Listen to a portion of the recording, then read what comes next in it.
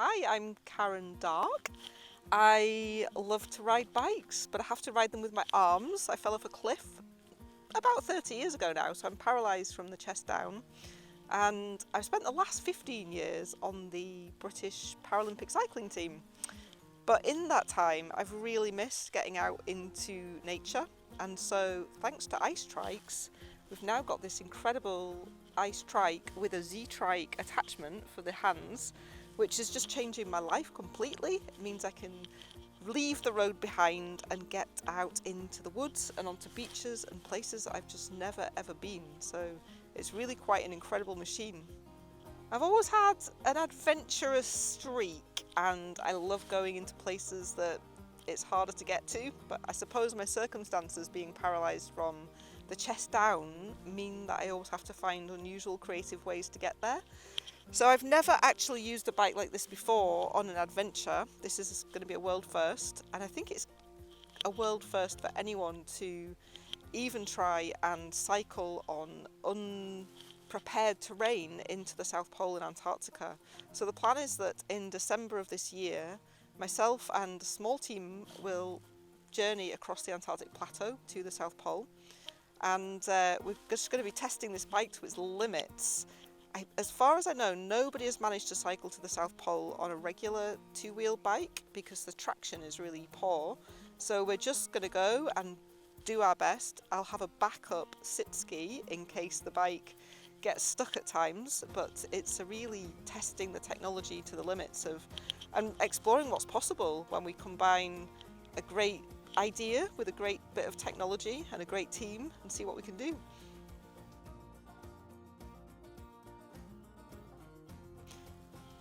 Accidentally, through our plan, we are likely to break a world record and a Guinness record, because no one's ever, in my position, travelled the distance that we'll travel across the Antarctic plateau.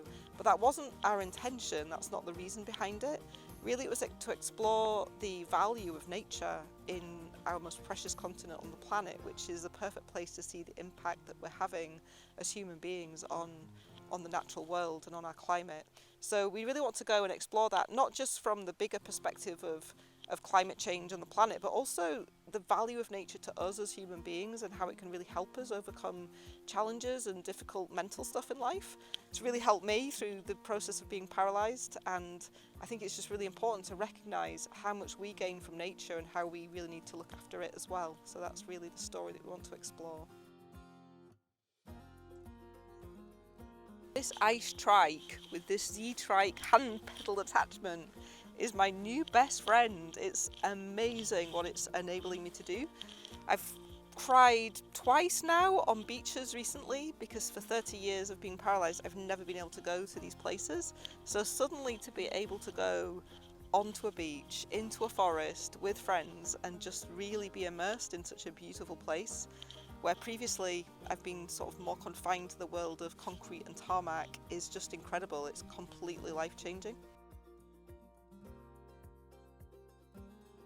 I first came across ice trikes because there's a lady from Wales called Maria Lierstrom, I'm not sure if I pronounced the name right, who was the first person ever to cycle to the South Pole, and she used an ice trike. So I got really interested because I'd had this idea as well of trying to hand bike in Antarctica. So finally, after a delay from COVID, I got to Israel in June this year to meet the brothers who have designed this piece, which is basically what enables me to use the ice trike. And interestingly, their inspiration was never to do a hand bike. They wanted to design like a sidecar, like you'd have on a motorcycle, for a bike so that you could take kids into forest and off-road. But somewhere along the way they went to some bike shows and festivals and somehow got inspired to create this instead, to enable people with disabilities to really get into nature. And I have to say, it's working, it's amazing. I think even they were surprised how functional it is and how few problems there seems to be. So yeah, I think they're really excited about what they've created and what it might enable for people, and I just really felt that it just came from their heart and their passion for design to help create something like this to really give access to special places. So we fly into Antarctica on December the 18th of this year, 2022, and it's all thanks to some incredibly generous companies that are sponsoring us. We do still have a shortfall, fairly significant shortfall, but a massive thank you to Cinequa and B Braun, who are two of our major sponsors, and along with all of the other companies that have enabled it through products and support as well. The team is myself and a professor of environmental economics who is a specialist in the value of nature, who I happened to be a student with many years ago before I was paralysed, and a filmmaker. And there may or may not be another team member, Iona, from a Scottish charity called the Polar Academy, who has really found a lot of benefit through nature and the polar environment to helping her mental health. So she's hopefully going to join us. It's a little bit in the air at the moment, but we really hope that she will. Plan A is to fat trike, hand bike, whatever we're going to call this, across the Antarctic plateau, the last 2 degrees, into the South Pole. We think it will take us around 2 weeks, weather dependent, to take that journey, maybe a little bit longer. And it could be really cold, it depends. It is summertime in Antarctica when we're there, but it could get as low as -40 or possibly -50 Celsius.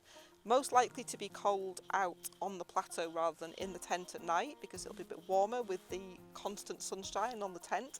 So one of the big technology aspects is to find lubricants and sealants for the tyres which can cope with temperatures as low as -50. So we're working with Z-Trikes, with ice trikes, with Schwalbe, with a D-stick and Joe's no flats. Everyone's designing stuff which can work in these temperatures, along with wheelchair wheels for my wheelchair, with loop wheels, and everyone's looking at the kind of technology that can survive such extreme conditions. So there's lots of interesting aspects on the technology side of it.